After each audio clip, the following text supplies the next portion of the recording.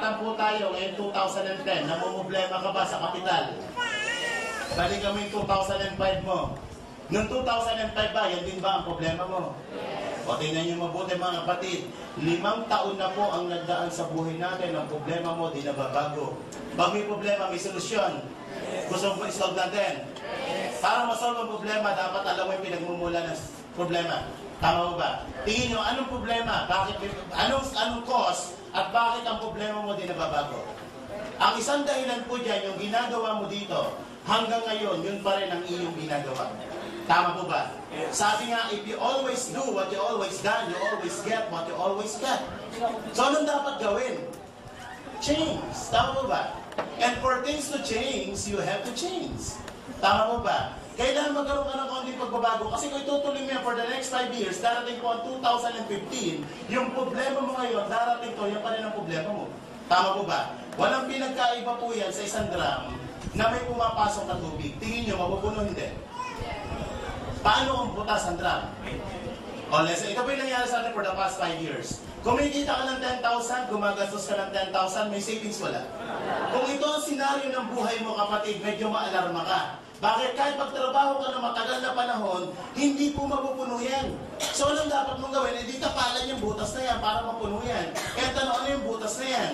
Yan po yung tinatawag natin mga needs o mga basic needs. Ano yan? Anyan po ang pagkain, mga utilities, ilaw, tubig, telepono, upa sa bahay, apartment, tuition. Ang dami niya mga butas. Minsan may mga emergency pa, malalaking butas. Ang tanong, pwede bang tapalan ng butas para mapuno? Anong yes? Pwede ba wala mo ng pagkain? Mabubuhay ka ba sa oxygen lang? Mga anak, inhale. Pwede ba yan? Pwede ba naki-schedule ang pagkain ng mga anak nyo? Mga anak, cost reduction tayo ha. Ang kain nyo, MWF lang ha. Kami ng dati po, DPHS. Pero ano po si Lola? Every Sunday nyo lang. Pwede ba yan?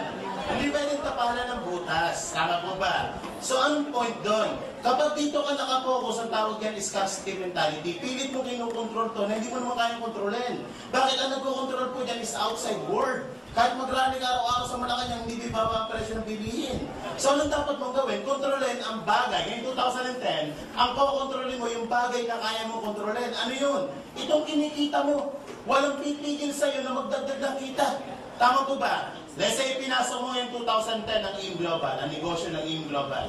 Inaral mo for 4 months. After 4 months, nag-generate ito sa iyo ng 40,000 kada isang buwan. Ito na ang senaryo ng income mo. May part-time ka na 40, may full-time kang 10. 50 ang pumapasok, 10 ang ginagastos. May savings, wala. At pag may savings, mapupuno hindi. At pag napuno, pwedeng umapaw? Pag umapaw, ito na po yung pinakamasarap na parte ng buhay mo. Bakit pag umapaw mo ng gastusin, ilagay mo sa isang mas malaking lalagyan? And your money makes money. Tama mo ba? Bakit? Yung perang nilagay mo dito, mas mabilis mapupuno to. Bakit kumikita uli yan nag-generate uli ng income yan? Tama mo ba? At pag napuno yan, ito yung nakukuha ng pamilya natin. Ano yan? Wants. Iba po ang wants sa needs. Ito yung masarap na parte ng buhay natin. Gusto mong pagkain, gusto mong kotse, gusto mong pag-aralan ng anak mo, gusto mong doktor pag may sakit ka. Pag medyo maliit po ang kinikita natin, hindi po yung gusto natin na nasusunod. Kundi yung gusto nito na ipakain sa anak mo, yung gusto niya na tirahan mo, yung gusto niya ospital para sa'yo. Nangyayari hindi. Bakit maraming pila sa mga public hospital kumpara sa private hospital? Kasi ikaw may gusto, hindi ikaw. Napipilitan ka sumunod dito. Nangyayari hindi. Subukan pumunta sa mga restaurant na mamahalin, na yung pera mo 100 lang. At tingin mo sa presyo saan? Hindi ka nakatingin sa menu, nakatingin ka sa presyo. Di ba, match meal naman ito, tama. Pag tingin mo sa presyo, eto, 40 yan, extra rice. Di ba? Sa pag ito na puno, ito yung tinatawag natin mga dreams. May mga pangarap po ba tayo? Yes! Nangarap ka ba ng magandang sasakyan? Yes! Magandang bahay? Yes! Malaking savings? Yes! Let's say mo na 30 million. Ang pangarap mo at nakuha mo, tingin mo, pwede o pwede? Pero paano? Bakit ko ginamit ng 30 million? According sa study, dito po 30 million, pag na-hit mo yan, yung kinikita nito, kung nakalagay sa isang investment yan, sapat yan for your wants and for your needs. So, anong dapat mong gawin? Marami pong paraan, maraming avenue para kitain yan. Pwede kang pumasok dito. Ito yung tinatawag ng mga self-employed at mga empleyado. Pwede ka rin dito, yung tinatawag na business at mga investment. Kung ikaw ngayon, i-check natin, kung ikaw ngayon ay nasa kategoryang ganito, na sumusweldo ng 10,000 per month, sa loob ng isang taon, magkano ng ipon? 120,000. 10 taon ka magtrabaho, magkano po ang savings? 1.2 million kung 10 taon mong hindi ginagastos to. Ibig sabihin na ikikain ka sa kapitbahay mo, naikishampoo ka, naikiligo ka, for 10 years may 1.2 million ka. Salot ka ng lipunan. Sino mo dito mga employed na katulad ko? Taas mo kamay. Taas, okay mahiya. Okay, lalaki ko natin. Sir, ilang taon na po kayo? 28. Ilang taon na po kayo nagtatrabaho, sir? 28 din? Incarnate ba, sir? Ilang taon ka nagtatrabaho? 6 years. Ang tanong, nakakayo ka ba ng 10,000 per month sa loob ng 10 na taon? Okay, sir. Ang pangalan mo, sir? Josh. Okay, anong pangalan? Josh. Ang goal mo ngayon, Josh, bigyan ka ng target ha. Ang goal mo in 2010, dapat na-hit mo yan. Ang goal mo is to hit 30 million. So, simula June, Josh, i-save mo yan. Para pagdating next year, June, meron kang 120,000. 10 years, 10 working years. Ibig 38 ka, may 1.2 million ka. Ang goal mo is 30 million. For 10 years, may 1.2 ka. Ito ang goal mo. Ibig sabihin, maihit mo yan, kung ito ang iniipon na per month, maihit mo yan at the age of 328. Ito si Abraham Diyos. Kaya hindi. Anong point? Hindi ko inaapi ang pagiging empleyado kasi more than half of my life andito ako. Gusto ko lang po ipakita sa inyo na kapag naandito ka, you are just working.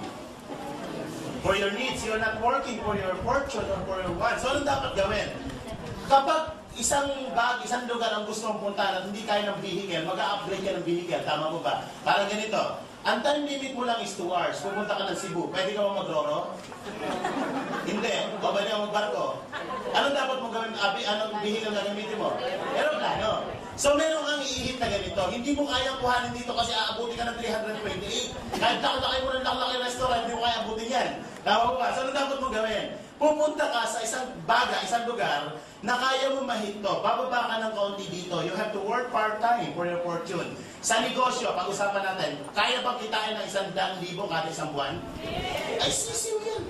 2 araw, 1 araw nga lang kinikita dito yan. 12 months, magkano kita mo? Nasa isang buwan to, in 12 months, magkano? 1.2 million. Kung ito ang kinikita nyo, tingin nyo, malapit sa pangarap. Yes! So, anong dapat gawin? Kung ito ang ginagawa nyo po, kapatid, you have to change the formula. Change the formula. O add the formula.